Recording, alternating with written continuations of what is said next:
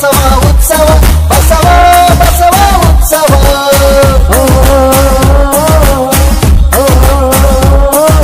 बसवा बसवा उत्सव, ಇದು बसव जयंती उत्सव. शरणात मी डॉक्टर रवींद्र देगलूर, जिल्हा नांदेड. जगज्योती महात्मा बसवेश्वर यांच्या 915व्या जयंतीनिमित्त राज्यस्तरीय बसव व्याख्यानमालेच्या वतीने आयोजित या व्याख्यानमालेत माझ्या व्याख्यानाचा विषय आहे जगज्योती महात्मा बसवेश्वर आणि संत तुकाराम. दक्षिण भारतातील समग्र क्रांतीचे उद्गाते म्हणून महात्मा बसवेश्वराकडे पाहिल्या जाते. अनेक अभ्यासक जगज्योती महात्मा बसवेश्वरांना दक्षिण भारताचे बुद्ध संबोधतात. दक्षिण भारतामध्ये 12व्या शतकानंतर जे काही संप्रदाय अस्तित्वामध्ये आलेले आहेत त्या सर्वच संप्रदायावर जगज्योती महात्मा बसवेश्वरांच्या विचाराचा प्रत्यक्ष आणि अप्रत्यक्ष प्रभाव पाहायला मिळतो. महाराष्ट्राचा जर विचार केला तर महाराष्ट्रातील महानुभाव संप्रदाय, वारकरी संप्रदाय याशिवाय इतर संप्रदाय जे आहेत त्या संप्रदायावर महात्मा बसवेश्वरांच्या विचाराचा प्रत्यक्ष अप्रत्यक्ष प्रभाव पाहायला मिळतो. इतर प्रांताच्या तुलनेत महाराष्ट्रातील संप्रदायावर त्या बसवेश्वरांच्या विचाराचा प्रभाव जास्त जाणवतो. वारकरी संप्रदाय हा महाराष्ट्रातला एक महत्त्वाचा संप्रदाय म्हणून पाहिला जाते. पुरोगामी महाराष्ट्राची जडणघडण करण्यामध्ये या वारकरी संप्रदायाचा मोलाचा वाटा आहे. असं म्हणतात की महाराष्ट्राची सांस्कृतिक आणि सामाजिक जडणघडण या वारकरी संप्रदायाने केलेली आहे. या वारकरी संप्रदायातील संत ज्ञानेश्वरांपासून ते तुकारामापर्यंतच्या प्रत्येक संतावर महात्मा बसवेश्वरांच्या विचाराचा प्रत्यक्ष अप्रत्यक्ष प्रभाव आपल्याला पाहायला मिळतो. ज्ञानेश्वरांच्या काही अभंगावर बसवेश्वरांचा प्रभाव दिसतो. नामदेवांच्या अनेक अभंगावर बसवेश्वरांचा प्रभाव दिसतो. याशिवाय इतर जे संत आहेत त्या संतांच्या साहित्यावर बसवेश्वरांचा प्रभाव पाहायला मिळतो. तुकारामांना या वारकरी संप्रदायाचे कळस संबोधले जाते. बहिणाबाई नावाची कवयित्री तुकारामांना वारकरी संप्रदायाचं कळस असं अभंगातून संबोधलेले आहे.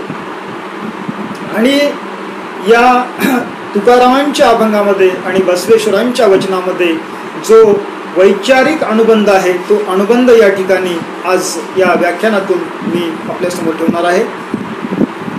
जगज्योती महात्मा बसवेश्वर आणि संत तुकाराम यांचा काळ, यांच्या सभोवतीची परिस्थिती, यांची परंपरा ही पूर्णतः भिन्न आहे.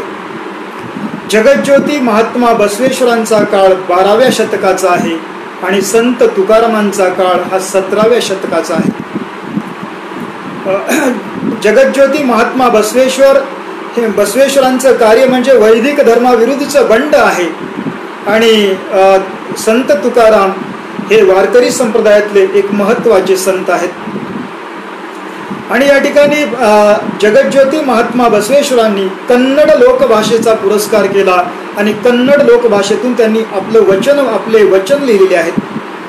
आणि बसवेश्वरांचे सर्व वचन हे लोकांतात साकारलेले आहेत. म्हणजे 770 शरणांच्या उपस्थितीमध्ये त्यांनी मांडलेले चिंतन म्हणजे बसवेश्वरांचे वचन आहेत.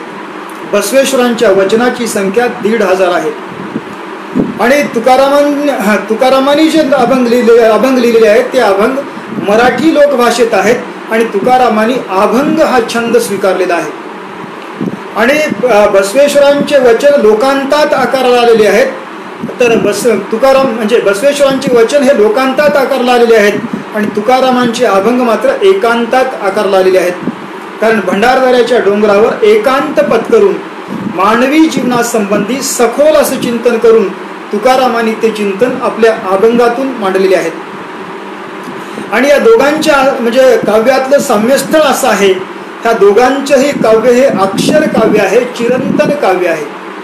बसवेश्वरांचे 12व्या शतकातले वचन, तुकारामांचे 17व्या शतकातले अभंग आजही पावलावर उपयुक्त ठरणारे आहेत. म्हणजे आजच्या 21व्या शतकातील सायबर युगात प्रत्येक पावलावर दिशा दाखवण्याचं सामर्थ्य या काव्यामध्ये आहे. आणि बसवेश्वरांचे वचन हे 12व्या शतकाला पेलले नाहीत. त्या काळाला न पेलल्यामुळं बसवेश्वरांचे वचन जाळण्याचा प्रयत्न त्या काळात झाला, पण ते वचन लोकांच्या हृदयात बसल्यामुळं कायम राहिलेले आहेत. आणि तोच प्रयत्न तुकारामांच्याही बाबत झालेला आहे.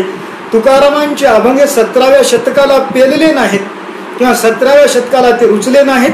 त्यामुळे तुकारामांच्या अभंगांना जलसमाधी देण्याचा प्रयत्न झाला, पण तुकारामांचेही अभंग लोक हृदयात घर करून बसल्यामुळं ते म्हणजे जलसमाधी देऊनही ते कायम राहिले आहेत. आता ह्या दोन्ही संतांचं काव्य हे चिरंतन आहे आणि अक्षर आहे आणि आजही प्रत्येक पावलावर दिशा दाखवण्याचं काम, प्रत्येक पावलावर उपयुक्त असं हे काव्य आहे. आता या काव्यामध्ये नेमकं साम्यस्थळ काय, म्हणजे यातला अनुबंध काय, तो आपण या ठिकाणी आज पाहणार आहोत. तर बसवेश्वर आणि तुकाराम म्हणजे ह्यांची परंपरा जरी वेगळी असली, तरी काळ वेगळा असला, परिस्थिती वेगळी असली, तरी यांच्या विचारामध्ये मात्र धागा मात्र एक दिसतो किंवा यांच्या विचारामध्ये एक अनुबंध पाहायला मिळतो किंवा अनेक साम्यस्थळ पाहायला मिळतात. ह्याचा अर्थ बसवेश्वर म्हणजे तुकाराम बसवेश्वरांच्या परंपरेतले नाहीत.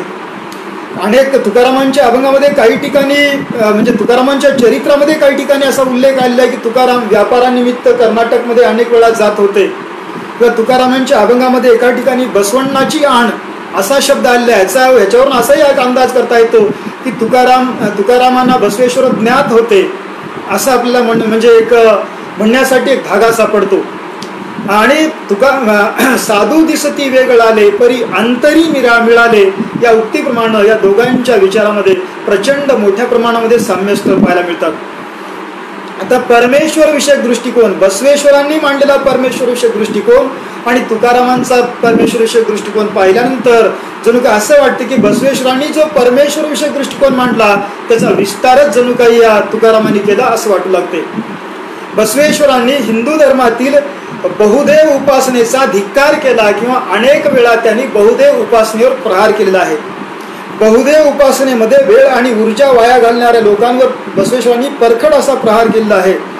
आणि तुकाराम आपल्या अभंगामध्ये म्हणतात, नवे जाखाई जोखाई माय राणा मैसाबाई बळिया माझा पंढरी राव तोही देवाचाही देव असं तुकाराम म्हणतात. आणि बसवेश्वरांनी धातू दगड लाकडातला देव नाकारलेला आहे. म्हणजे बसवेश्वरांनी मूर्तीतला देव नाकारला, मंदिरातला देव नाकारला. मंदिर महात्म्य, पुरोहितशाही किंवा तीर्थ यात्रा, व्रत वैकल्य ह्या गोष्टी बसवेश्वरांनी ठामपणे नाकारल्या होत्या.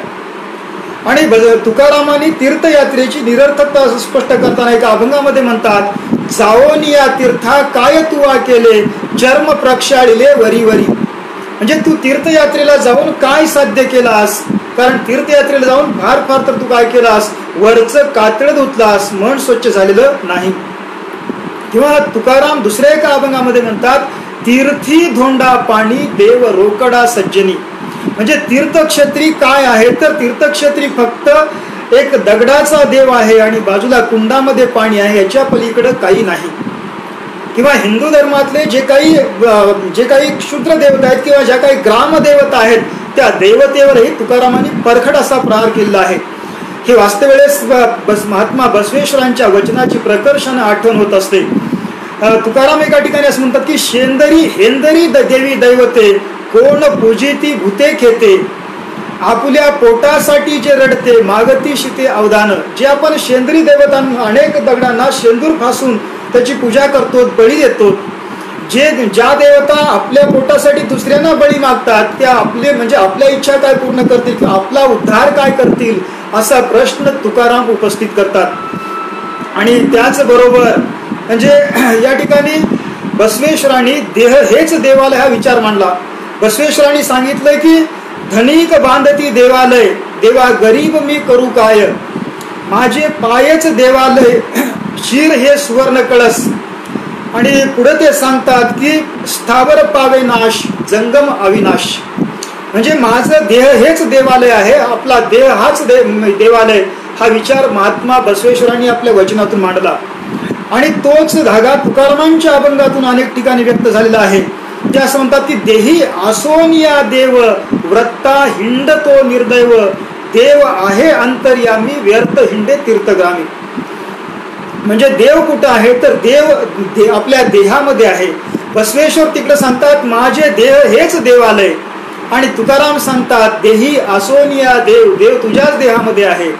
आणि व्रत्ता हिंडतो निर्दैव, विनाकारण वेड्यासारखं का फिरतोस. आणि देव आहे अंतर्यामी, देव कुठं आहे तर तुझ्या अंतर्यामी आहे, आणि व्यर्थ तू तीर्थग्रामी हिंडून वेळ आणि ऊर्जा वाया घालून लावलेला आहेस, असं तुकाराम आपल्या अभंगामध्ये सांगतात. किंवा दुसऱ्या एका अभंगामध्ये ते म्हणतात की कास, आणि आपल्याकडं देवाची पूजा करण्यासाठी जे साधनं वापरले जातात त्याबद्दल बसवेश्वर असं म्हणतात की सगळ्या साधनाचा निर्माताच देव आहे. मग ते साधनं वापरून पूजा केल्यानंतर देव तृप्त कसा होईल. कारण सगळ्या साधनाचा निर्माता जर देव असेल तर ती साधनं वापरून पूजा करायची गरजच काय, असा प्रश्न बसवेश्वरांनी उपस्थित केला. आणि तोच धागा तुकारामांच्या अभंगातून व्यक्त झालेला आहे. ते असं म्हणतात की कासयाने पूजा करू केशी राजा, हाची संदेह माझा फेडी आता, उदके नाणू किती तरी स्वरूप ते तुझे, देवा मी तुझी पूजा कशानं करू. कारण मी तुला पाण्यानं तुला स्नान घालू तर पाण्याचा निर्माता तूच आहेस. फुलांनी तुझी पूजा करू तर फुलाचा निर्माता तूच आहेस. अक्षता गंध वगैरे सगळ्या गोष्टीचा निर्माता तूच आहेस, तुझी पूजा कशानं करावं असा प्रश्न तुकाराम उपस्थित करतात. जणू काही बसवेश्वरांनी 12व्या शतकामध्ये जो विचार मांडला होता त्या विचाराचा विस्तार तुकारामांनी केल्यासारखं या अभंगातून या ठिकाणी दिसू लागते. आणि त्याचबरोबर बसवेश्वरांनी आपल्या वचनामध्ये विशिष्ट पर्वणीच्या प्रसंगी देव विशिष्ट तीर्थक्षेत्री येतो ही कल्पना त्यांनी धुडकावून लावली होती. म्हणजे आपल्याकडे प्रयाग या ठिकाणी जी म्हणजे जो कुंभमेळा भरतो किंवा नाशिक या ठिकाणी जो कुंभमेळा भरतो, अशा कुंभमेळा प्रसंगी तिथल्या पाण्यामध्ये देव येतो ही जी धारणा बसवेश्वरांनी धुडकावून लावली होती. आणि तुकाराम या ठिकाणी म्हणतात आली सिंहस्थ पर्वणी, नाव्या भटा झाली धणी, अंतरी पापाच्या कोडी, वरी वरी गोडी डोई दाडी. म्हणजे सिंहस्थ पर्वणीला जाऊन त्या नदीमधल्या पाण्यामध्ये स्नान करून पाप धुतल्या जात नाही, किंवा तिथं कर्मकांड करून पुण्य मिळत नाही. म्हणून ते म्हणतात की तिथं होऊन काय होईल तर फक्त नावी आणि पुजारी श्रीमंत होतील, मनातलं पाप मात्र तसंच राहील. फक्त माणूस नाव्या भटांना श्रीमंत करून दाढी करून किंवा डोक्यावरचे केस काढून परत येईल, ह्याच्या पलीकडे काही साध्य होत नाही असं तुकाराम सांगतात. म्हणजे बसवेश्वरांनी 12व्या शतकामध्ये जे विचाराचे बीज घातले होते त्याचा विस्तार या ठिकाणी तुकारामांनी केला असं आपल्याला पाहायला मिळते. आणि त्याचबरोबर बसवेश्वरांनी बाह्य कर्मकांडापेक्षा व्रत वैकल्यापेक्षा अंतरंग शुद्धीला महत्व दिलेलं आहे. किंवा बाह्य आवडंबर आहे, ज्या गोष्टी बाह्य आवडंबराच्या ज्या गोष्टी आहेत त्या बाह्य आवडंबराचा बसवेश्वरांनी धिक्कार केलेला आहे. हे बाह्य आवडंबर बसवेश्वरांनी नाकारलेलं आहे. ते असं म्हणतात की बाहेर भस्म गंध लावून काय उपयोग, अंतरंग शुद्ध झाल्याशिवाय मणी बांधून काय उपयोग, मनापासून पूजा केल्याशिवाय सगळ्या गोष्टी निरर्थक आहेत.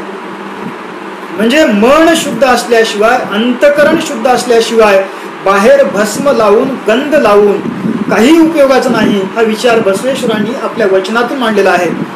आणि तुकाराम आपल्या अभंगामध्ये म्हणतात काय काशी करीती गंगा, भीतरीच सांगा नाही तो. म्हणजे अनेक तीर्थयात्रा करून तीर्थयात्रेमध्ये जाऊन व्रत वैकल्य करून भस्म लावून गंध लावून काही उपयोगाचं नाही, कारण भीतर चांगलं पाहिजे, म्हणजे अंतरंग चांगलं झालं पाहिजे असं या ठिकाणी तुकाराम आपल्या अभंगामध्ये सांगतात. किंवा दुसऱ्या एका अभंगामध्ये ते सांगतात बाहेरचं कुठलंही आवडंबर करायची गरज नाही, देखावा अजिबात करायची गरज नाही, अशी तुकारामांची भूमिका आहे. ते एका अभंगामध्ये असं म्हणतात अंतरी निर्मळ वाचेचा रसाळ, त्याचे गळा माळ असो नसो. ज्याचं अंतरंग निर्मळ आहे आणि ज्याचं बोलणं मधुर आहे, बोलणं नम्र आहे, त्या माणसाच्या गळ्यात माळ असलंच पाहिजे असं काही नाही, कपाळावर गंध असलाच पाहिजे असं काही नाही, असा विचार म्हणजे तुकारामांनी आपल्या अभंगातून मांडलेला आहे. आणि दुसऱ्या एका अभंगामध्ये त्याच्या उलट दुसऱ्या एका अभंगामध्ये ते म्हणतात सदा सर्वदा अंतरी कुटीळ, तेने गळा माळ घालू नये. ज्याच्या मनामध्ये सतत वाईट विचार असतात, ज्याच्या मनामध्ये सतत कुटील विचार असतात आणि तो माणूस गळ्यामध्ये माळ घालून काहीच उपयोगाचा नाही, असंही तुकाराम आपल्या अभंगामध्ये सांगतात. म्हणजे हा विचार बसवेश्वरांच्या विचाराशी विलक्षण जवळ जाणारा विचार आहे. आणि याशिवाय बसवेश्वरांनी विटाळाची संकल्पना धुडकावून लावली होती. आपल्याकडे जी विटाळाची म्हणजे प्रथा आहे, म्हणजे एखाद्या म्हणजे स्त्रीच्या मासिक पाळीमध्ये तिला विटाळशी संबोधली जाते, तिला म्हणजे त्या ठिकाणी तिला विटाळ संबोधल्या जाते. किंवा एखाद्या बाळाचा जन्म झाल्यानंतर 8-10 दिवस तो काळ विटाळाचा समजला जातो. एखादा माणूस मेल्यानंतर 8-10 दिवसाचा काळ हा विटाळाचा संबोधला जातो. पण महात्मा बसवेश्वर सांगतात ह्या सगळ्या गोष्टी नैसर्गिक आहेत आणि नैसर्गिक गोष्टी ह्या विटाळ ठरू शकत नाहीत. एखाद्या बाळाचा जन्म ही शुभ घटना आहे आणि मृत्यू हे अटळ आहे आणि ह्यामुळे ह्या गोष्टी विटाळ ठरू शकत नाहीत. पण आपल्या परंपरेमध्ये किंवा आपल्या सनातन धर्मामध्ये ह्या विटाळाच्या आधारे स्त्रीला त्याज्य ठरवण्यात आलेलं होतं. स्त्रीला मुक्तीचं वस्त्रकपाट, नरकाची राजवट, परमार्थ मार्गातील धोंड असं समजण्यात आलं होतं आणि ते केवळ विटाळाच्या आधारे. म्हणून बसवेश्वरांनी विटाळाची संकल्पना धुडकावून लावली आणि या सगळ्या विटाळाच्या पलीकडे जाऊन विचार करण्याची दृष्टी महात्मा बसवेश्वरांनी दिलेली होती. आणि या बसवेश्वर सांगतात ह्या विटाळापेक्षा माणसाचं अंतःकरण निर्मळ असलं पाहिजे. माणसाच्या मनातले वाईट विचार म्हणजे विटाळ, ही बसवेश्वरांची दृष्टी होती. बसवेश्वरांनी माणसाच्या मनातील पाप जे आहे, माणसाच्या मनातील जे वाईट विचार आहेत त्यांना विटाळ संबोधलेला आहे. आणि तुकाराम याबाबत म्हणतात, पा काय बा करीशी सोवळे ओवळे मन नाही निर्मळ वावगेच. जे बाहेर सोवळं ओवळं पाळण्यापेक्षा मन निर्मळ ठेवणं गरजेचं आहे. मनच जर निर्मळ नसेल, बाहेर सोवळं ओवळं पाळून उपयोगाचं नाही, असं तुकाराम आपल्या अभंगामध्ये सांगतात. आणि तुकारामांचा दृष्टिकोन स्त्रीबाबत कसा आहे पहा. तुकारामांनी देखील स्त्रीच्या म्हणजे स्त्रीचा जो नैसर्गिक विटाळ आहे त्याच्या आधारे स्त्रीला त्याज्य ठरवत नाहीत. तर तुकाराम त्या विटाळ कशाला ठरवतात, तर तुकाराम विटाळ कशाला ठरवतात तर परद्रव्य आणि परनारी ह्याच्याबद्दल मनामध्ये जी अभिलाषा असते त्या अभिलाषेला विटाळ संबोधतात. स्त्रीला विटाळ न संबोधता तर परद्रव्य आणि परनारी ह्याच्याबद्दल मनामध्ये अभिलाषा बाळगणं, त्याला या ठिकाणी या म्हणजे तुकारामांनी विटाळ संबोधलेला आहे. ते किंवा पुढे एका अभंगामध्ये म्हणतात, विटाळ तो परद्रव्य परनारी तेथून जो दुरी तो सोवळा. म्हणजे परद्रव्य आणि परनारी याबद्दल ज्याच्या मनामध्ये अभिलाषा नाही तो माणूस तुकाराम सोवळा संबोधतात, तो माणूस तुकाराम पवित्र संबोधतात. म्हणजे हा तुकारामांचा विचार बसवेश्वरांच्या वचनाशी विलक्षण जवळ जाणार आहे. किंवा काम क्रोधा वेगळा ऐसा होई का सोवळा. आणि म्हणजे ज्याच्या मनामध्ये काम क्रोध हे विकार नाहीत किंवा या विकारापासून जो मुक्त झाला त्याला तुकाराम सोवळा संबोधतात. आणि त्याचबरोबर क्षमा दया शांती सद्गुण, नुसतं अंतःकरण स्वच्छ उपयोगाचं नाही तर अंतःकरणामध्ये क्षमा दया शांती सत्य अहिंसा भूतदया हे सगळे सद्गुण म्हणजे या अंतरंगामध्ये बसले पाहिजेत, अशी बसवेश्वरांची दृष्टी होती. म्हणजे अंतःकरण निर्मळ करण्याबरोबरच क्षमा दया शांती अहिंसा हे सद्गुण आत्मसात करण्यावर महात्मा बसवेश्वरांचा भर होता. म्हणून बसवेश्वर दयेचं महत्व सांगताना आपल्या एका वचनामध्ये म्हणतात, दयेविण धर्म तो कोणता दया असावी सकळ प्राणी मात्रा ठाई. म्हणजे दयेशिवाय जगामध्ये कोणताही धर्म श्रेष्ठ नाही. प्रत्येक धर्माचं मूळ म्हणजे दया आहे. दया हे धर्माचं मूळ आहे, दया हे धर्माचं बेस आहे. ही बसवेश्वरांची भूमिका होती. आणि या ठिकाणी तुकाराम म्हणतात पहा, धन्यवंत जे संसारी धन्यवंत ते संसारी दयावंत जे अंतरी.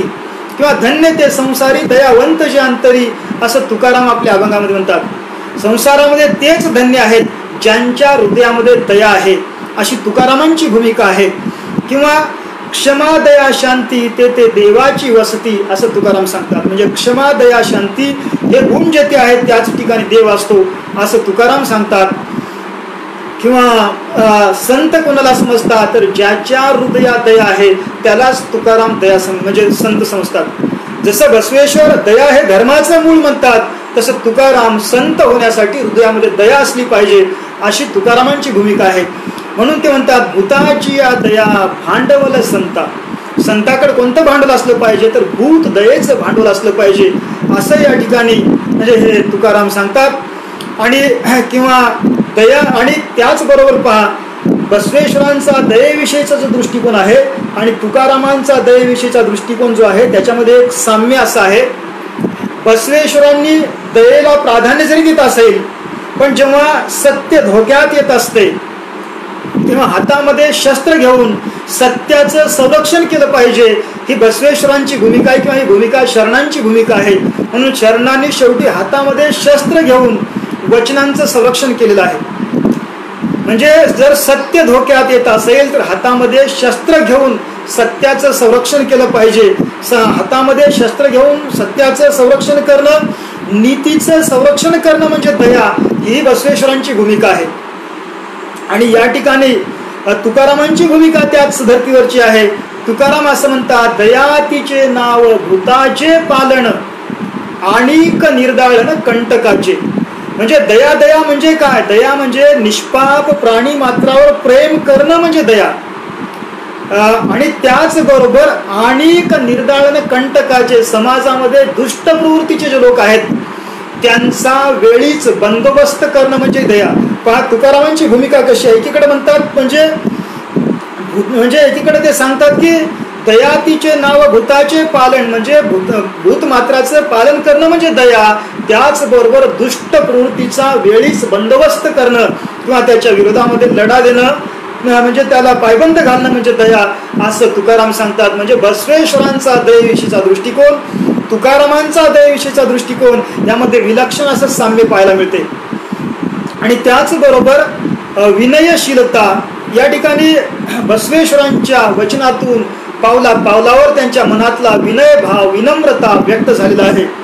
आणि या ठिकाणी एका वचनामध्ये बसवेश्वर म्हणतात, पहा उच्च स्तर नको मला खालीच राहू द्या, खाली बसल्या वाचून गाईचे दूध मिळेल का, मोठे होऊन या नरकाची तडफड नको देवा.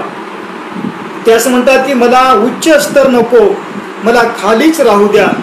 कारण बसवेश्वर अनुभव मंडप उभे करणारे महात्मा बसवेश्वर ते स्वतः अनुभव मंडपाचे अध्यक्ष झाले असते, पण ते स्वतः खाली बसतात आणि अनुभव अल्लम प्रभूंना त्या अध्यक्ष पदावर विराजमान करतात.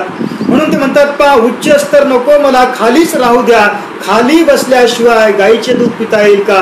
म्हणजे या जगातल्या सगळ्या गोष्टी आत्मसात करायच्या असतील, ह्या जीवनाचा खरा आनंद घ्यायचा असेल तर माणसानं लहान बनलं पाहिजे, ही बसवेश्वरांची भूमिका होती. आणि तुकारामांच्या अभंगातूनही तीच भूमिका व्यक्त झालेली आहे. तुकाराम म्हणतात की लहानपण देगा देवा मुंगी साखरेचा रवा, लहानपण देगा देवा मुंगी साखरेचा रवा, ऐरावत रत्न थोर तया अंकुशाचा मार, वाळवंटी साखर पडे तेथे गज येऊन काय रडे. पहा म्हणजे जणू काही त्या बसवेश्वरांच्या वचनाचा विस्तार म्हणजे तुकारामांचा हा अभंग वाटतो.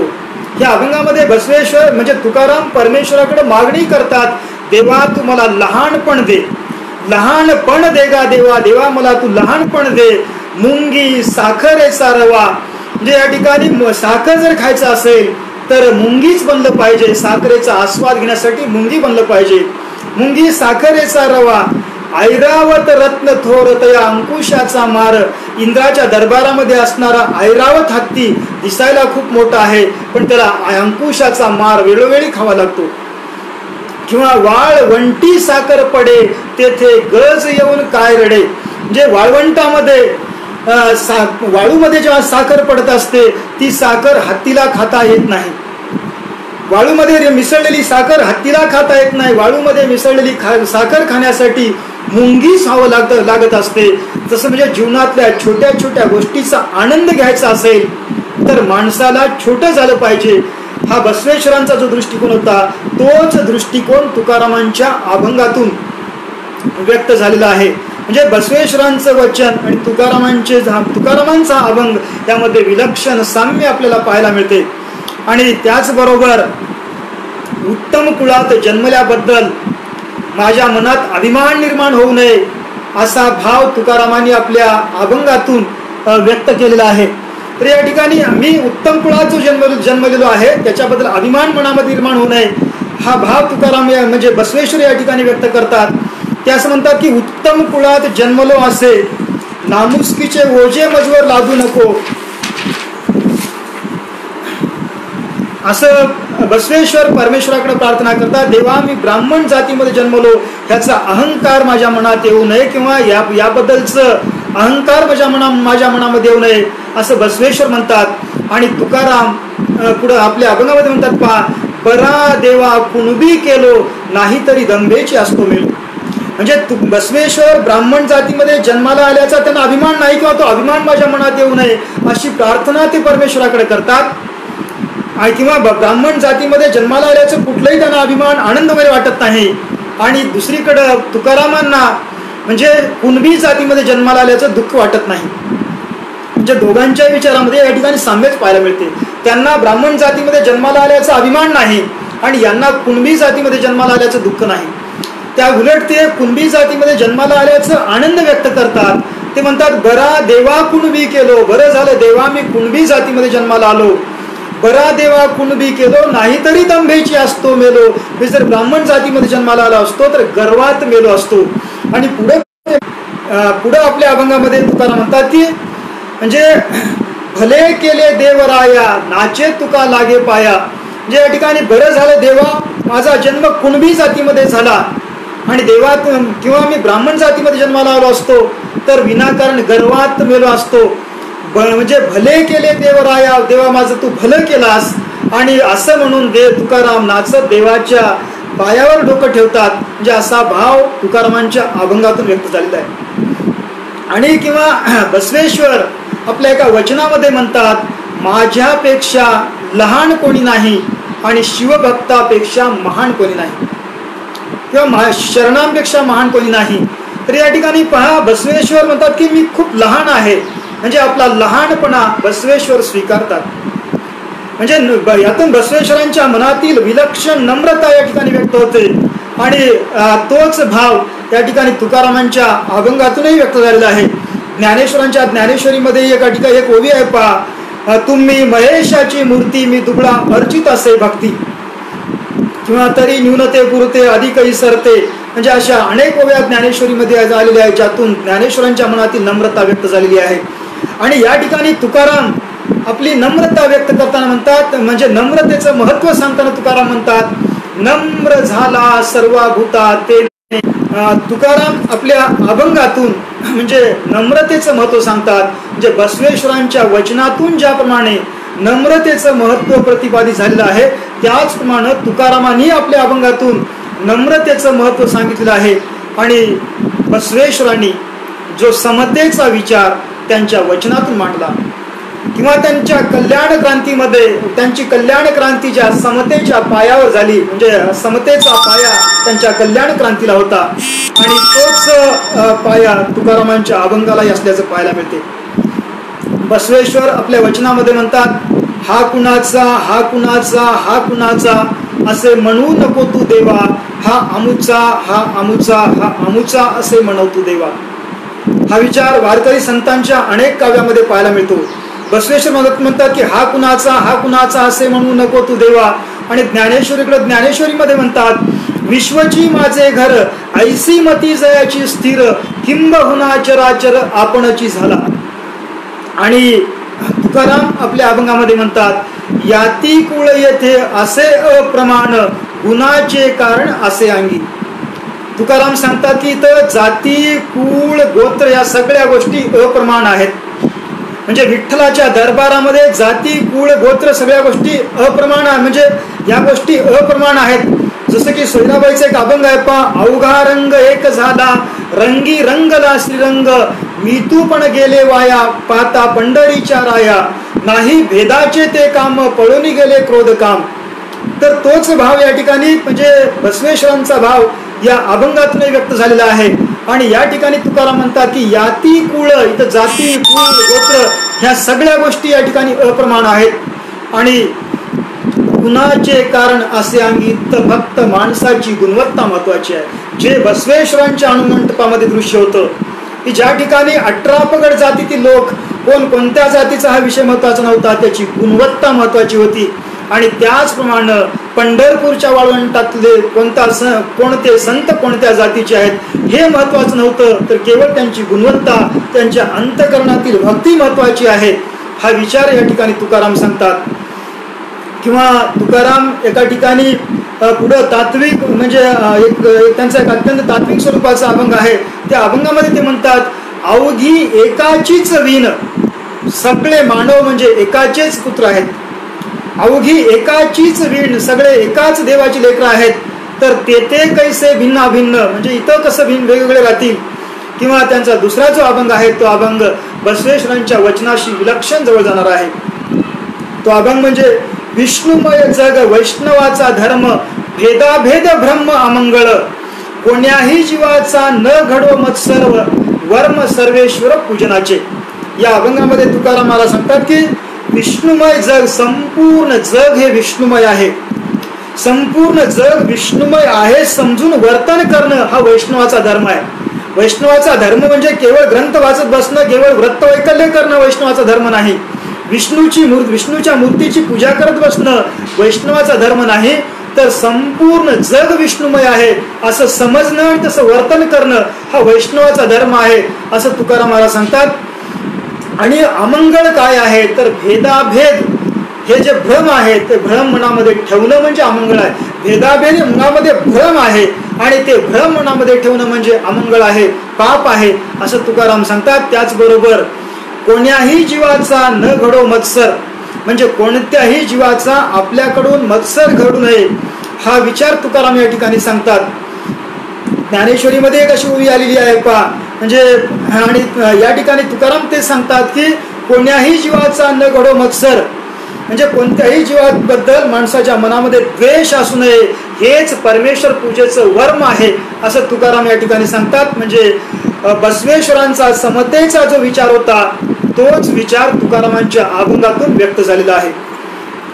आणि त्याचबरोबर म्हणजे एखादा अस्पृश्य जरी असला तो जर सन्मार्गी असेल तर त्याला बसवेश्वरांनी जवळ घेतलेला आहे. म्हणजे त्याला बसवेश्वरांनी त्याच्या समोर नतमस्तक झालेले आहेत. आपण पाहतो की हरळय्या चांभार यांचा बसवेश्वरांनी केलेला गौरव, मादार चन्नय्याचा बसवेश्वरांनी केलेला गौरव, डोहार कक्कय्याचा बसवेश्वरांनी केलेला गौरव, ह्या सगळ्या गोष्टी आपण पाहतो. आणि तो भाव या ठिकाणी तुकारामांच्या अभंगातून व्यक्त झालेला आहे. या ठिकाणी ते म्हणतात तुकारामांच्या मनामध्ये असणारी सद्भावना त्यांच्या अभंगातून व्यक्त झालेली आहे. ते असं म्हणतात की वैष्णव चांभार धन्य त्याची माता. म्हणजे एकीकडे तुकाराम असं म्हणतात की अभक्त ब्राह्मण जळो त्याचे तोंड आणि दुसरीकडे म्हणतात वैष्णव चांभार. तो चांभार जरी असला तो विष्णूचा उपासक असेल, तो सदाचारी असेल, सात्विक असेल तर धन्य त्याची माता, त्याची माता धन्य आहे. शुद्ध उभयंता कुळ याती, त्याचे दोन्ही कुळ शुद्ध आहेत किंवा धन्य आहेत असं या ठिकाणी तुकाराम सांगतात. आणि त्याचबरोबर बसवेश्वरांनी भिक्षुकीवर परखड प्रहार केलेला आहे. बसवेश्वरांनी काय कवे कैलासचा पुरस्कार केला, उद्योगशीलतेचा पुरस्कार केला. बसवेश्वरांचा काय कवे कैलास हा सिद्धांत म्हणजे सुखाचं म्हणजे त्रिकालाबाधित असं शाश्वत मंत्र आहे. सुखाचा शाश्वत मंत्र म्हणजे काय कवे कैलास आहे. म्हणजे ते जसं E=mc² हे कायम म्हणजे चिरंतन सूत्र म्हणून आपण त्याच्याकडे पाहतो, तसं बसवेश्वरांचं काय कवे कैलास हे सुखाचं एक चिरंतन सत्यसूत्र आहे. कोणत्याही काळामध्ये जर माणसाला सुखी व्हायचं असेल तर हे सूत्र आत्मसात करणं नितांत गरजेचं आहे. म्हणून या ठिकाणी बसवेश्वरांच्या एका वचनामध्ये काम धंदा न करता भिक्षा मागणाऱ्या लोकांवर बसवेश्वरांनी परखड असा प्रहार केलेला आहे. एका वचनामध्ये ते म्हणतात पळून जाणारा योद्धा नव्हे, मागणारा भक्त नव्हे. म्हणजे युद्धभूमी सोडून पळून जाणारा हा योद्धा नसतो, त्याचा कधी सत्कार होत नाही. आणि त्याचप्रमाणे मागणारा जो आहे तो भक्त नव्हे. म्हणजे मागणारा हा कष्टावर जगतो, कुणासमोर हात पसरत नाही. ही बसवेश्वरांची भूमिका होती. आणि म्हणून ते पुढे म्हणतात म्हणजे हाच विचार तुकारामांच्या या अभंगातून प्रकट झालेला आहे. तुकाराम असं म्हणतात भिक्षा पात्र अवलंबिने जळो जिणे लाजीरवाणे. कारण आपण पाहतो बसवेश्वरांच्या अनुमंडपातले 770 शरण जे आहेत, प्रत्येक शरण कोणता ना कोणता व्यवसाय करत होते. कोणताही शरण कधी झोळी घेऊन मागायला गेल्याचा कुठला उल्लेख सापडत नाही. म्हणजे प्रत्येकानं म्हणजे आपला उदरनिर्वाह आपल्या कष्टावर केलं पाहिजे, ही बसवेश्वरांची भूमिका होती. आणि म्हणजे भिक्षावृत्तीला बसवेश्वरांचा कडाडून विरोध होता. आणि तुकाराम महाराज म्हणतात की भिक्षा पात्र अवलंबीने म्हणजे भिक्षेचं पात्र घेऊन फिरणं हे अत्यंत लाचारीचं जीण आहे असं तुकाराम म्हणतात की भिक्षा पात्र अवलंबीने जळो जिणे लाजिरवाणे आईशी असं उपेक्षिजे नारायणे. अशाला देव देखील जवळ करत नाही असं तुकाराम सांगतात. किंवा तुकारामांचा दुसरा एक अभंग आहे पहा की काम धंदा सोडून जे रोज एका गावाला जे टाळ कुटत जातात असे जे आळशी लोक आहेत त्याही लोकांवर तुकारामांनी सडकून टीका केलेली आहे.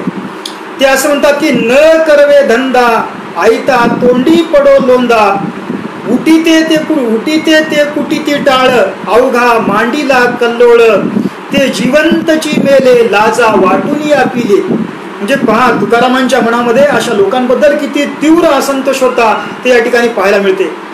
ते असं म्हणतात की न करवे धंदा कोणताच धंदा करता येत नाही होत नाही करा वाटत नाही म्हणून टाळ घेऊन गावगाव फिरतात. आणि उटीती ते कुटीती टाळ कोणी उठतो की टाळ घेऊन निघतो अवघा मांडीला कल्लोळ सगळा कल्लोळ माजलेला आहे. म्हणजे ते जिवंतची मेले ते त्यांच्या कुटुंबियाच्या दृष्टीनं ते जिवंत असूनही मेल्यासारखे असतात. लाजा वाटून या पिले म्हणजे त्यांना ह्या सगळ्या गोष्टी सोडलेल्या असतात असं तुकाराम या ठिकाणी सांगतात. म्हणजे आळशी लोकांबद्दल ज्या लोकांच्या जीवनामध्ये काय कवे कैलास नाही त्या लोकांबद्दल तुकारामांच्या मनामध्ये विलक्षण चीड होती हे अभंगातून या ठिकाणी पाहायला मिळते. आणि जे स्वतः कष्ट करून खातात ज्यांच्या जीवनामध्ये काय कवे कैलास आहे त्यांच्याबद्दल तुकारामांच्या मनामध्ये नितांत आदर होता.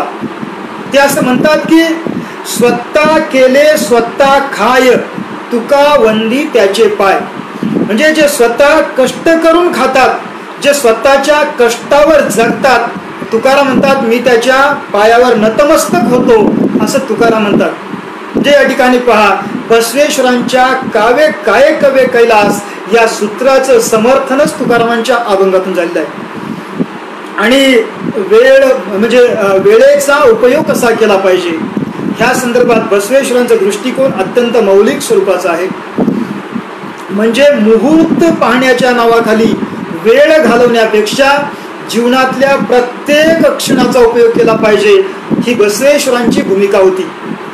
ते असं म्हणतात की आज उद्या नका म्हणू आजचा दिवस शिवशरण म्हणणाऱ्यास आजचा दिवसच हरशरण म्हणणाऱ्यास आजचा दिवसच शुभ आहे.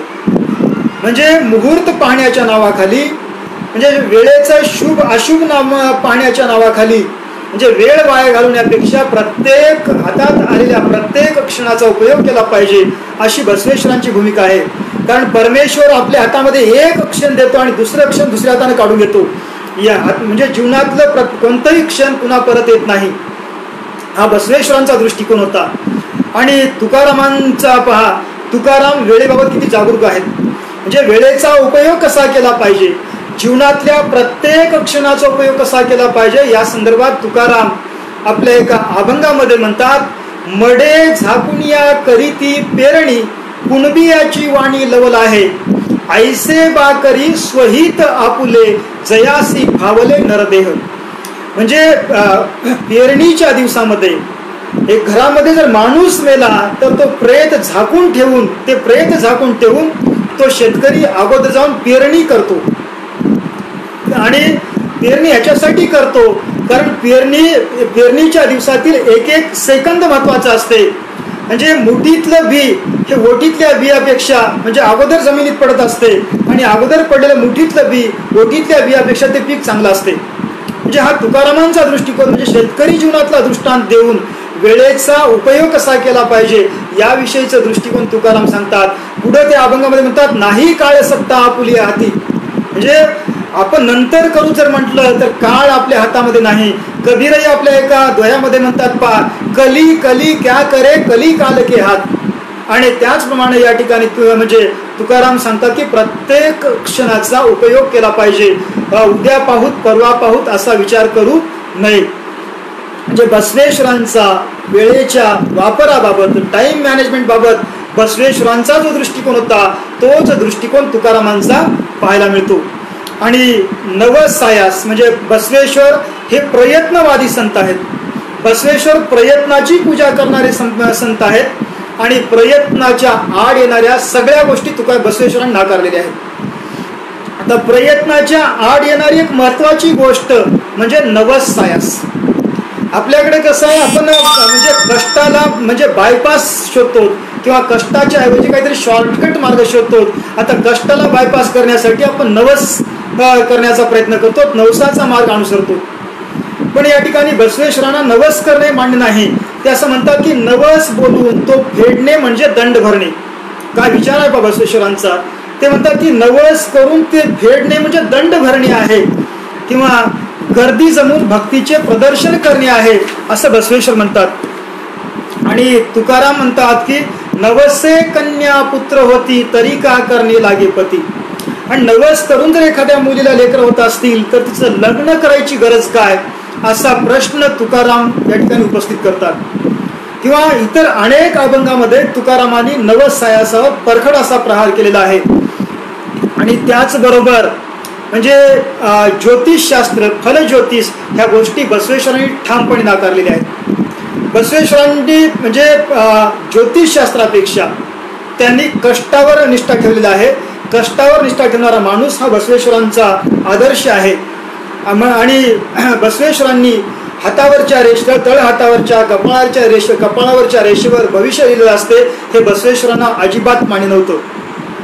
आणि तुकाराम म्हणतात कपाळीची रेखा असती उत्तम तरी का श्रम पावतो मी. म्हणजे माझ्या कपाळावर जर म्हणजे उत्तम रेषा असतील तर मला कष्ट करायची गरज का पडावं असा प्रश्न तुकाराम उपस्थित करतात. म्हणजे तुकाराम लोकांच्या विवेकाला छेडतात आणि विचार करायला प्रवृत्त करतात. किंवा असे जे ज्योतिष सांगणारे लोक आहेत किंवा ज्योतिषाचं भांडवल करून जगणारे लोक, समाजाला फसवणारे जे लोक आहेत त्या लोकांबद्दल तुकारामांच्या मनामध्ये विलक्षण चीड असल्याचं पाहायला मिळते. ते असं म्हणतात पहा सांगो जाणती शकून भूत भविष्य वर्तमान त्याचा आम्हासी कंटाळा पाहो नावडती डोळा रिद्धी सिद्धीचे साधक वाचा सिद्धी होती एक तुका म्हणे जाती पुण्यक्षे अधोगती. म्हणजे जे लोक शकून सांगतात, भविष्य सांगतात, भूत भविष्य वर्तमानाच्या गप्पा करतात त्या लोकांचा आम्हाला विलक्षण कंटाळा आहे. म्हणजे आणि पुढे ते म्हणतात पाहो नावडती डोळा. ज्या लोकांचा बसवेश्वरांनी धिक्कार केला ते लोक मला डोळ्यानेही पाहा वाटत नाहीत असं तुकाराम म्हणतात. म्हणजे ज्योतिष पाहणाऱ्या आणि सांगणाऱ्या लोकांचा बसवेश्वरांनी धिक्कार केला होता आणि तर तुकाराम म्हणतात त्यांना पाहो नावडती डोळा. म्हणजे शकून सांगणाऱ्या लोकांना मला डोळ्यालाही पाहा वाटत नाही किंवा त्यांचं तोंडही पाहा वाटत नाही असं तुकाराम म्हणतात. किंवा रिद्धी सिद्धीचे साधक, सिद्धी साधना करून लोकांना फसवणारे जे लोक आहेत ते लोक तुकारामांना मान्य नाहीत आणि हे बसवेश्वरांनाही मान्य नव्हते. किंवा दुसऱ्या एका अभंगामध्ये तुकाराम म्हणतात मेळवुनी नर नारी शकून सांगती नाना परी तुका म्हणे मैंद नाही त्यापासी गोविंद. म्हणजे लोकांना जमवून वेगवेगळ्या टीव्हीवर दरबार भरून जे लोक भविष्य सांगण्याचा गोरखधंदा करतात त्या लोकांजवळ देव राहू शकत नाही असा तुकारामांचा दृष्टिकोन होता. म्हणजे तुकारामांनी म्हणजे आज जे आपण टीव्हीवर पाहतो की अनेक बुवा बाबा म्हणजे अनेक चॅनलवर भविष्य सांगतात आणि उच्च शिक्षित लोकही त्यांच्या भविष्याला बळी पडतात. पण तुकाराम आपल्या अभंगामध्ये सांगतात अशा शकून सांगणाऱ्या लोकांच्या हृदयामध्ये देव राहू शकत नाही असं ठामपणे या ठिकाणी तुकाराम आपल्या या अभंगामध्ये सांगतात. बसवेश्वरांनी आपल्या अभंगातून अनुभव प्रामाण्याला महत्त्व दिलं. त्यांनी वेद प्रामाण्य, उपनिषद प्रामाण्य, श्रुती प्रामाण्य या सगळ्या गोष्टी नाकारल्या. किंवा म्हणजे अनुमान प्रामाण्य याही गोष्टी त्यांनी नाकारल्या. बसवेश्वरांनी अनुभव प्रामाण्यावर भर दिलं. किंवा शरणांचं भूमिका होती आरी वे गुरु, अनुभव हेच गुरु. म्हणजे अनुभवाशिवाय बोलायच नाही हा दंडकच जणू काही शरणांनी घालून घेतला होता. आणि तुकाराम आपल्या अभंगामध्ये म्हणतात सत्य असत्याशी मन केले ग्वाही मानियेले नाही बहुमता. म्हणजे सत्य आणि असत्याशी माझं मन साक्ष ठेवलो आणि कोण काय म्हणतात ह्याच्याकडे मी लक्ष दिलेलं नाही किंवा कोणता ग्रंथ काय सांगतो ह्याच्याकडे मी लक्ष दिलेलं नाही. आणि किंवा ते पुढे एका आपल्या अभंगामध्ये सांगतात की अनुभव आले अंगा ते या जगा देत असे. मी जे काही अभंगामध्ये सांगत आहे मी जे काही जगाला सांगत आहे ते अगोदर मी अनुभवलेलं आहे, नंतर सांगत आहे. काल्पनिक तुकारामांचे अभंग म्हणजे कल्पना विस्तार नाही, म्हणजे अनुभव आले अंगा, म्हणजे जे काही अनुभव आलं ते अनुभव मी आपल्या अभंगातून मांडत आहे असं तुकाराम आपल्या अभंगामध्ये सांगतात. किंवा अनुभवाशिवाय सांगितलेली गोष्ट म्हणजे तुकारामांना सोंग वाटते, म्हणून ते म्हणतात अनुभवा वाचून सोंग संपादने, म्हणजे अनुभवाशिवाय म्हणजे भाष्य करणं, बोलणं, उपदेश करणं, लिहिणं म्हणजे सोंग करणं, नवे हे करणे सोहिताचे, यातून कुणाचंही हित होत नाही, ही तुकारामांची भूमिका आहे. आणि तुकाराम वास्तवाला महत्व देणारे होते, म्हणून ते आपल्या अभंगामध्ये म्हणतात अण्णाच्या परिमळे जरी जाय भूक तरी का पाक घरोघरी, म्हणजे केवळ म्हणजे नुसतं म्हणजे अन्नाच्या म्हणजे सुगंधाने जर कोणाची म्हणजे भूक शमली असती तर घरोघरी स्वयंपाक करायची गरज पडली नसती. किंवा तुकाराम दुसऱ्या एका अभंगामध्ये म्हणतात बोलाचीच कडी बोलाचाच भात, म्हणजे जेवून या तृप्त झाला कोण, म्हणजे नुसतं बोलाचं भात बोलाची कडी खाऊन कोणी तृप्त होत नाही. म्हणून या ठिकाणी कृतीला उक्तीची जोड असली पाहिजे, ही शरणांची जी भूमिका होती ती भूमिका तुकारामांच्या अभंगातून व्यक्त झालेली आहे. प्रत्येक शरणांच्या अभंग वचनामध्ये म्हणजे कृतीला उक्तीची जोड असली पाहिजे हा दृष्टिकोन व्यक्त झालेला आहे. आणि तुकाराम आपल्या अभंगामध्ये म्हणतात बोले तैसा चाले त्याची वंदावी पाऊले, अंगे झाडीन अंगण तयाचा किंकर होईन, म्हणजे जो बोलल्याप्रमाणे चालतो, ज्याच्या कृती आणि उक्तीमध्ये संगती आहे त्याच्याबद्दल तुकारामांच्या मनामध्ये नितांत आदर आहे. म्हणजे जो शरणांचा दृष्टिकोन होता तो दृष्टिकोन या ठिकाणी तुकारामांच्या अभंगातून व्यक्त झालेला आहे. समाजामध्ये काही लोक असतात जे म्हणजे स्वतःपेक्षा दुसऱ्याची काळजी जास्त करतात, म्हणजे त्याबद्दल अशा वृत्तीवर बसवेश्वरांनी सडकून टीका केलेली आहे. बसवेश्वर एका त्यांच्या वचनामध्ये म्हणतात जगाचे दोष तुम्ही कशाला निवारण करू पाहता, तुमचे तनु तुम्ही समाधानी करून घ्या, तुमचे मन तुम्ही समाधानी करून घ्या. म्हणजे या ठिकाणी दुसऱ्याचे दोष पाहत बसण्यापेक्षा, दुसऱ्याच्या दोषाची काळजी करत बसण्यापेक्षा तुमचं शरीर तुम्ही शुद्ध करून घ्या आणि तुमचं मन तुम्ही शुद्ध करून घ्या. कबीराचा एक दोहा आहे कबीर असं म्हणतात की बुरा देखन मय चला तो बुरा मिला न कोय, जो दिल खोजा आपना तो मुझसे बुरा न कोय. म्हणजे या ठिकाणी याच पद्धतीनं म्हणजे हाच विचार या वचनातून व्यक्त झालेला आहे. ते म्हणतात की दुसऱ्याची काळजी करत बसण्यापेक्षा तुमचं शरीर तुमचं मन अगोदर स्वच्छ करा, हा विचार बसवेश्वरांनी आपल्या वचनामध्ये सांगितला होता. आणि तोच विचार तुकारामांच्या अभंगातूनही व्यक्त झालेला आहे. तुकाराम आपल्या अभंगामध्ये म्हणतात आपुल्या हिता जो असे जागता धन्य माता पिता तयाची, म्हणजे जो स्वतःच्या हिताबद्दल जागरूक आहे त्याच्या माता पिता धन्य असतात आणि त्याचं कुटुंब देखील सुखी असते असं तुकाराम पुढे सांगतात. कुळी कन्यापुत्र होती जी सात्विक असं पुढे ते वर्णन करतात. आणि जे जो स्वतःचा विचार न करता दुसऱ्याची काळजी करतो त्या प्रवृत्तीवर तुकारामांनी सडकून टीका केलेली आहे. आणि त्याबद्दल तुकाराम असं म्हणतात आपण स्वतःची रीता रडे पुढीलाचे हिता, म्हणजे स्वतः मात्र रिकामा आहे दुसऱ्याच्या हितासाठी रडतो अशा प्रवृत्तीवर तुकारामांनी प्रहार केलेला आहे किंवा अशा प्रवृत्तीचा तुकारामांनी धिक्कार केलेला आहे. आता बसवेश्वरांच्या म्हणजे वचनामध्ये दासोहाचा विचार, एकूण बसवेश्वर आणि त्यांच्या शरणांच्या वचनामध्ये अनेक ठिकाणी दासोहाचा विचार व्यक्त झालेला आहे. आज करोना महामारीच्या काळामध्ये हा दासोहाचा विचार प्रत्येकाने आत्मसात करणं नितांत गरजेचं ठरते. आज अनेक म्हणजे पंतप्रधानापासून ते सगळे लोक म्हणजे सगळ्यांना आवाहन करत आहेत की तुम्ही इतरांना जपा, इतरांनाही मदत करा. म्हणजे बसवेश्वराचा दासोहच म्हणजे जणू काही आज त्यांच्या म्हणजे उक्तीतून व्यक्त होत आहे. एक बसवेश्वरांचं एक वचन आहे ते वचन असं आहे की दिसता भाताचे शीत कावळा, म्हणजे एखादं भाताचं शीत पाहिल्यानंतर कावळ्या आपल्या समस्त कुळाला बोलवतो. किंवा एखादा प्राणी मरून पडल्यानंतर गिधाड आपल्या समस्त गिधाड बांधवांना बोलवतो. पण माणूस मात्र स्वतःच्या स्वार्थाचाच विचार करतो. जर माणूस मात्र जर स्वतःच्या स्वार्थाचा विचार करू लागला तर तो म्हणजे कावळा आणि गिधाडापेक्षाही कनिष्ठ ठरतो असं बसवेश्वर सांगतात. आणि या ठिकाणी तोच भाव तुकारामांनी आपल्या अभंगातून व्यक्त केलेला आहे. तुकाराम असं म्हणतात, पहा, द्रव्य असता धर्म न करी नागविला राजद्वारी. म्हणजे ज्याच्याकडे संपत्ती असूनही कधीच त्या संपत्तीचं दान केलं नाही तर तो माणूस इथंही नागवतो, वरही नागवतो. कन्नडमध्ये एक सर्वज्ञ नावाचा कवी असं म्हणतो, पट्टीद तन्नगे बच्चिट्टिंद पररिगे. म्हणजे आपण वाटलं ते आपलं असते आणि आपल्याकडे वाचून ठेवलं ते दुसऱ्याचं असते. म्हणून या ठिकाणी म्हणजे हा भाव तुकारामांच्याही अभंगातून व्यक्त झालेला आहे. तुकाराम असं म्हणतात, द्रव्य असता, नसल्यानंतर द्यायचा प्रश्न नाही, नसल्यानंतर कोणी मागतही नाहीत. ज्यांच्याकडे आहे आणि ते देत नाहीत तर त्याच्याबद्दल तुकाराम म्हणतात की द्रव्य असता धर्म न करी नागविला राजद्वारी. आणि अशा प्रवृत्तीवर प्रहार करताना तुकाराम अत्यंत जहाल भाषा वापरतात.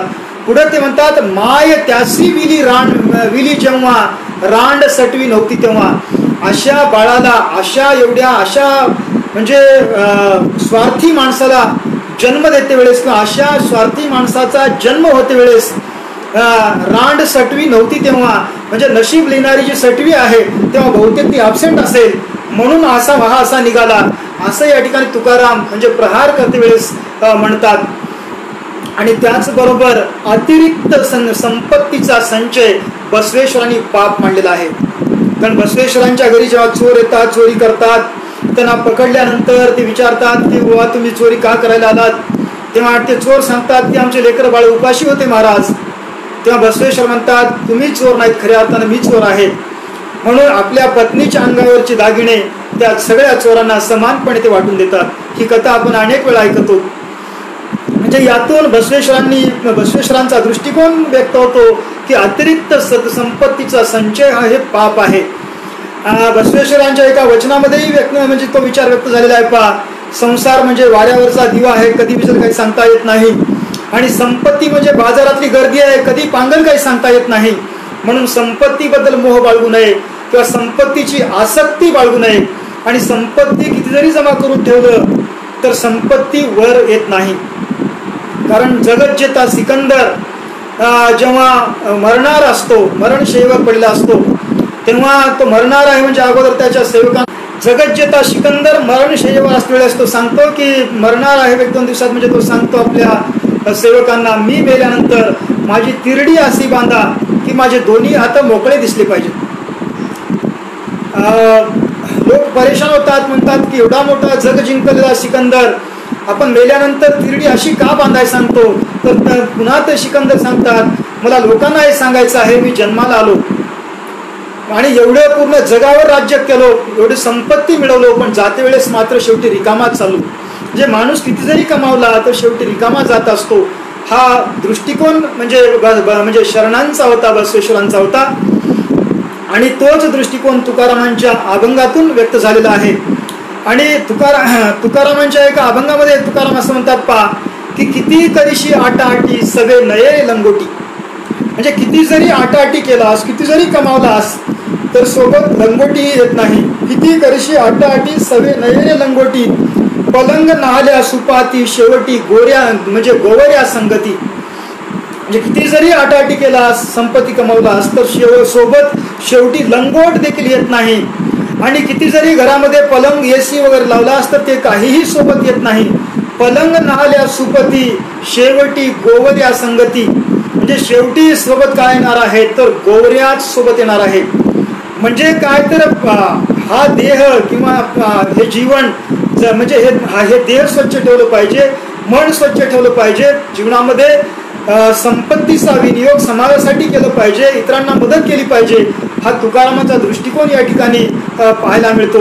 तुकारामांचा दुसरा एक अभंग आहे, पहा, जो अभंग आजच्या करोनाच्या पार्श्वभूमीवर अत्यंत महत्त्वाचा आहे. त्याही अभंगामध्ये तुकारामांचा दासोह भाव प्रकट झालेला आहे. आणि तुकाराम त्या अभंगामध्ये असं म्हणतात की जोडोनिया धन उत्तम व्यवहारे उदास विचारे वेच करी, उत्तमची गती तो एक पावेल उत्तम भोगील जीवखणी. म्हणजे या ठिकाणी या अभंगामध्ये एक आदर्श प्रपंच कसं केलं पाहिजे त्याविषयीचा दृष्टिकोन तुकाराम मांडतात. ते असं म्हणतात की व्यवहार करून धन कमावलं पाहिजे. म्हणजे म्हणजे कामधंदा सोडूनही देवदेव करून उपयोगाचं नाही, तर उत्तम व्यवहार केलं पाहिजे, उत्तम व्यवहार करून धन जोडलं पाहिजे, की जे बसवेश्वर सांगतात की काय कवे कैलासच्या माध्यमातून धन जोडलं पाहिजे. तर या ठिकाणी जोडून या धन उत्तम व्यवहार आहे, आणि उत्तम व्यवहार करून धन जोडल्यानंतर त्या धनाचा संचय करून न ठेवता किंवा त्या धनाबद्दल आसक्ती मनामध्ये न बाळगता, त्या धनाबद्दल कोणतीही आसक्ती न बाळगता उदासपणे म्हणजे विरक्त मनानं ते धन समाजासाठी खर्च केलं पाहिजे. म्हणून आणि असाच माणूस उत्तमाची गती तो एक पावेल आणि त्याच माणसाचं जीवन सार्थकी लागेल असं तुकाराम या ठिकाणी सांगतात. म्हणजे जीवनाचं सार्थक करण्यासाठी बसवेश्वरांनी जो दृष्टिकोन मांडला होता दासोहाचा, त्याच दासोहाचा पुनरुच्चार तुकारामांनी आपल्या अभंगातून केलेला आहे. तर अशा प्रकारे महात्मा बसवेश्वरांनी आपल्या कन्नड भाषेतील वचनातून जे काही विचार मांडलेले आहेत किंवा त्यांनी जे काही जगलेलं आहे तो म्हणजे त्यांचे जे विचार आहेत ते विचार तुकारामांच्या अभंगातून म्हणजे बसवेश्वरांच्या वचनातील विचार, बसवेश्वरांच्या कृतीतील विचार तुकारामांच्या अभंगातून 17व्या शतकात प्रकटलेले आहेत. तुकारामांच्या अभंगाचा अभ्यास करते वेळेस जणू काही बसवेश्वरांचे एक एक वचन तुकारामाच्या अभंगातून प्रतिध्वनित होत आहेत अशी जाणीव अनेक वेळा होत असते. म्हणजे बसवेश्वर आणि तुकाराम यांच्यामध्ये विलक्षण साम्य आहे आणि एक मोठा वैचारिक अनुबंध या ठिकाणी पाहायला मिळतो. या ठिकाणी अभिषेक देशमाने सारख्या एका युवा कार्यकर्त्यांनी अत्यंत कल्पकतेने या ठिकाणी लॉकडाऊनच्या काळामध्ये या संकटामध्ये त्यांनी एक नवी संधी शोधली. असं तुकारामांचाच एक अभंग आहे. वाहिल्या उद्वेग दुःखची केवळ, आता करोना आहे, आता महामारी आहे, म्हणून हात जोडून बसण्यापेक्षा, काळजी करत बसण्यापेक्षा, दुःख करत बसण्यापेक्षा कर्तृत्ववान माणसं संकटामध्ये नव्या संधी शोधतात. आणि या ठिकाणी अभिषेकनं अत्यंत कल्पकतेनं या ठिकाणी ऑनलाईन ही व्याख्यानमाला चालू केलेली आहे फेसबुक लाईव्हच्या माध्यमातून. म्हणून मला या ठिकाणी या अभिषेकचं खूप कौतुक वाटते. पाश्चात्य विचारवंत कार्लाइल एका ठिकाणी असं म्हणतो की तुम्ही तुमच्या देशाच्या तरुणाच्या ओठावरचे गीत सांगा, मी तुमच्या देशाचं भविष्य सांगतो. आमच्या अभिषेक सारख्या युवकाच्या डोक्यामध्ये असे विचार येतात, म्हणजे बसवेश्वरांचे किंवा महापुरुषांचे विचार लोकांपर्यंत पोहोचवण्यासाठी तो अशा पद्धतीने विचार करतो, म्हणजे नक्कीच आमच्या समाजाचं म्हणजे आपल्या या समाजाचं उद्याचं भविष्य उज्ज्वल आहे असं म्हणायला हरकत नाही. मी अभिषेकचं या ठिकाणी मनपूर्वक अभिनंदन करतो आणि त्यांनी मला ही संधी उपलब्ध करून दिल्याबद्दल, माझं चिंतन मांडण्याची संधी मला दिल्याबद्दल मी त्या सर्वांचं मनपूर्वक आभार मानतो आणि या ठिकाणी माझ्या चिंतनाला पूर्णविराम देतो. धन्यवाद. जय हिंद, जय महाराष्ट्र.